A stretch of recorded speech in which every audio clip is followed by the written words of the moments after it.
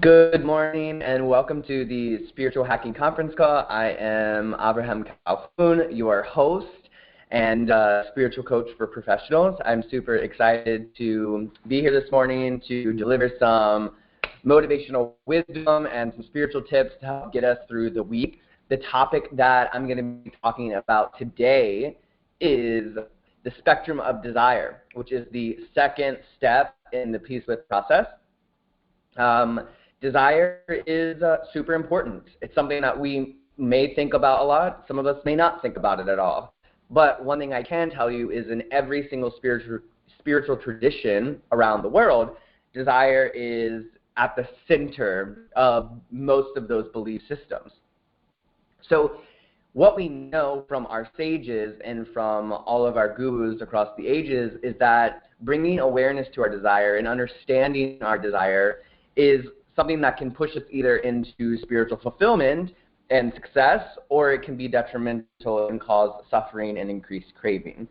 To start out, I want to start with a story, though, to kind of illustrate what a world looks like with desire.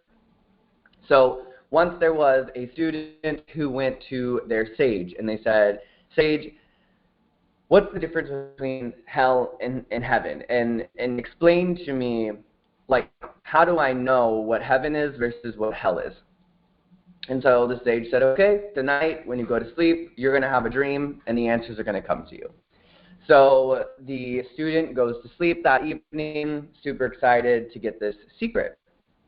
Well, in his dream, he awakes to this beautiful palace, lovely gardens on the ground, streams everywhere, and as he walks up the stairs to go into this palace, he sees a bunch of people sitting around a large table with all of the food in the center, and they all have these long, comically long spoons that they're fighting each other with, trying to all claw, tooth, and nail to get to the food in the center, and then need to kind of turn that spoon and somehow get that long spoon and get the end of it towards their mouth so they can eat.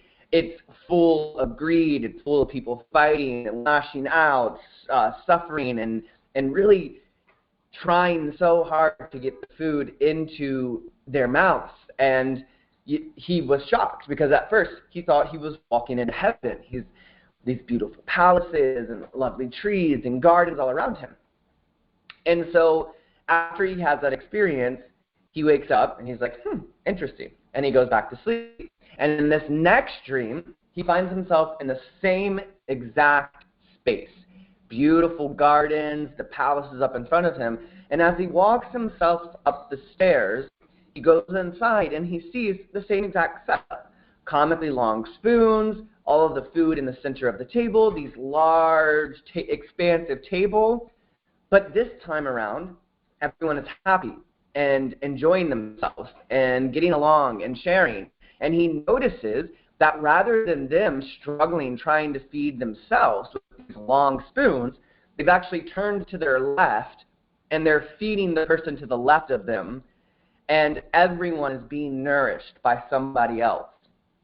And it creates all of this happiness and this synergy. So he goes back and he goes back to the sage and he says, I think I finally get it. Heaven and hell are the same thing. It's all determined on how we're behaving as individuals. And of course the sage was like, yep, you got it. So I wanted to open up with that story because really the root of the problem here on earth and in the workspace is desire. And it's desire without checks and balances. And so we want to learn how to cultivate proper desire. And so the way we balance our desire at PEACEWITH is through the second step called spectrum of desire. And the first way we do that is really by taking a deep inward look at our desire and where our desire is. If I want something, if I have a goal to achieve something, that's great. Goals are important. We should always have cause-driven goals rooted in our value and our purpose. But we also want to make sure, what are we actually serving? Are we only serving the self alone, or is there some higher purpose behind the goal that we're trying to achieve? By me achieving X, Y, and Z, by me living into this desire, is it in some way, shape, or form benefiting the external world in a positive way as well, or does it only benefit me and myself alone?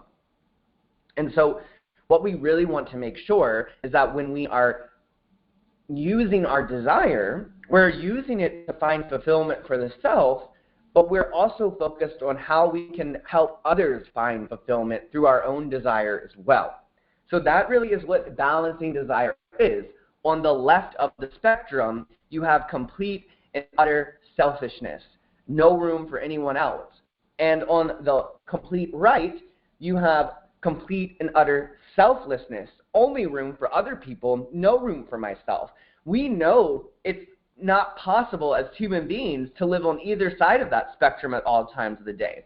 So the first part of spectrum of desire is really finding out where you are on that spectrum as it relates to what you're trying to achieve and or what your desire is doing. So many of us go throughout the day, and I don't think we actually think about how much our desire is controlling us.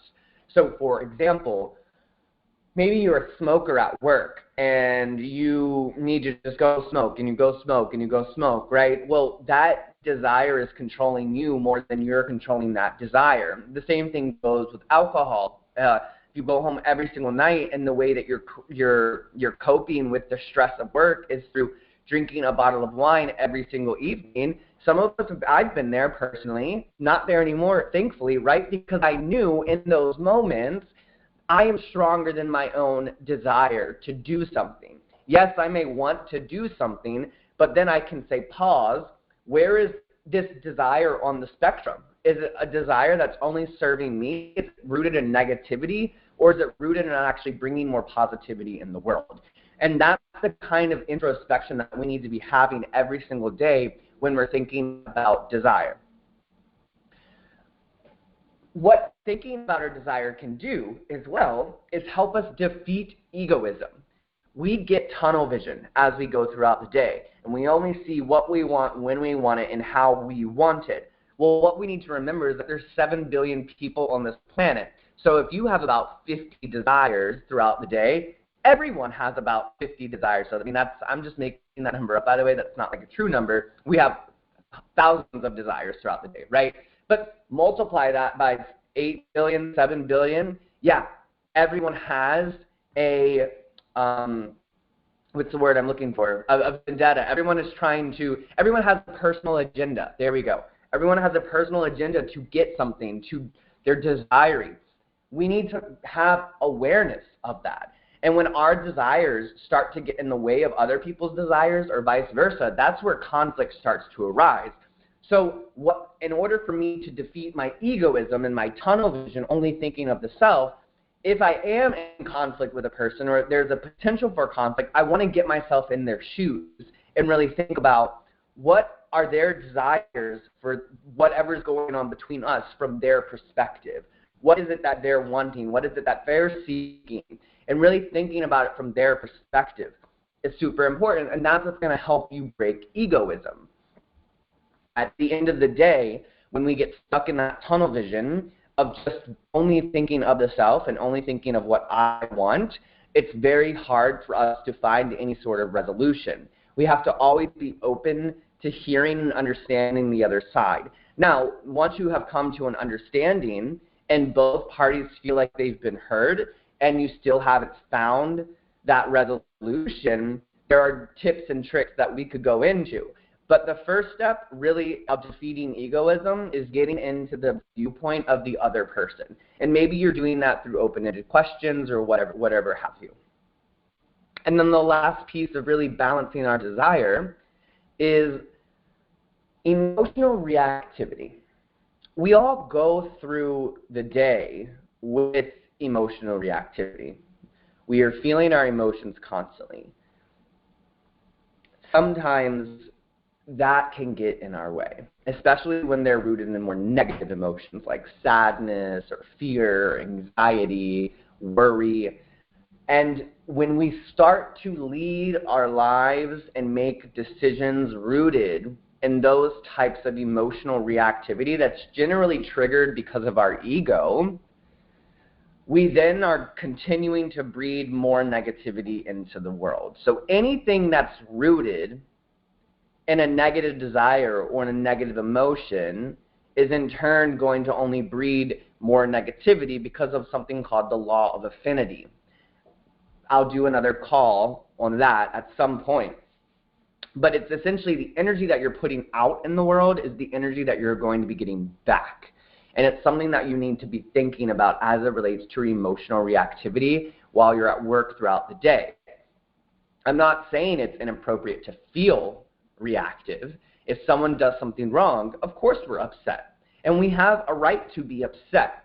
But what we choose to do with those feelings and the desire that those feelings cause, we need to be really careful about, because we don't want to continue contributing to the laws and rules of chaos. We want to contribute to the laws and rules of the light. We want to act like the light. We want to be sharing. We want to be kind. And so when you start to feel that emotional reactivity, what starts to happen is we start to say, I'm angry with you, or I'm frustrated with you, or I'm so stressed out right now. I am the emotion, right? I am angry. I am frustrated. I am sad. What you need to remember is that the self has no clear identity on its own. Therefore, it can't be anything. Emotion is not you. Emotion is a response of the ego in order to protect itself, that fight or flight system that's at work. So when you are feeling charged emotion, know that it is totally normal to feel your charged emotion, but you are still experiencing the ego. And when you operate from a place of ego and from a place of those charged emotions, you are then living in the world of ego.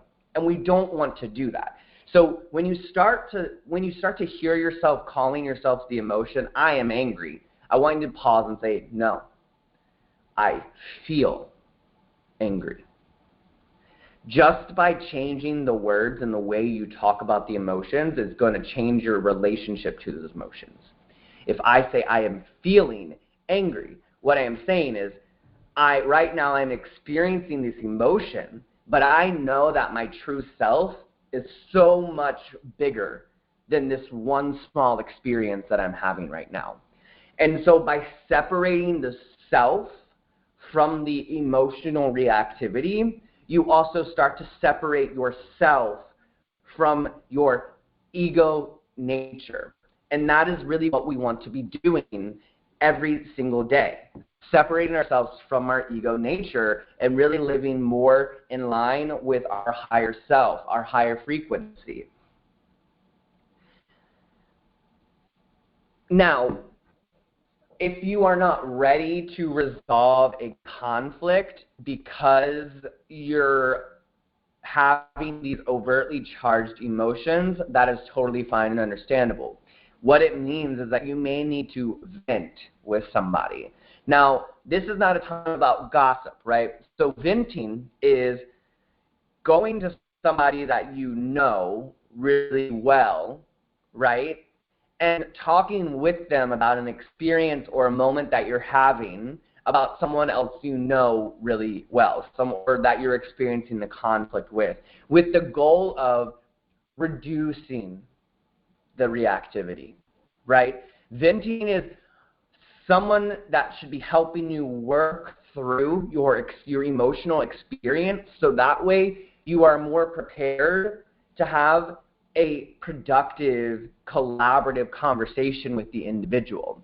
If your venting sessions with people are getting you more reactive and charging you up and just letting you sit in that emotional reactivity without taking any sort of personal responsibility over it, then you're not venting. At that point, you are just escalating your emotional reactivity.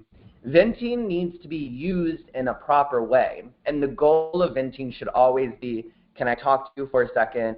I need to work through some of the feelings that I'm having, and I want to have a deeper understanding of not only my own experience, but potentially what the other person may be experiencing from another individual's perspective. Can we talk about it? Do you mind? Great.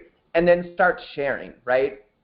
And if you really are worried about your egocentric nature and like, I don't know if I can just vent without it turning into a bash session, that's okay. What I want to say is try to explain what's going on with you as if you were reading it from like a movie script, like zooming out and like talking about your life and the other person's experience as if it's like from a bird's eye view perspective.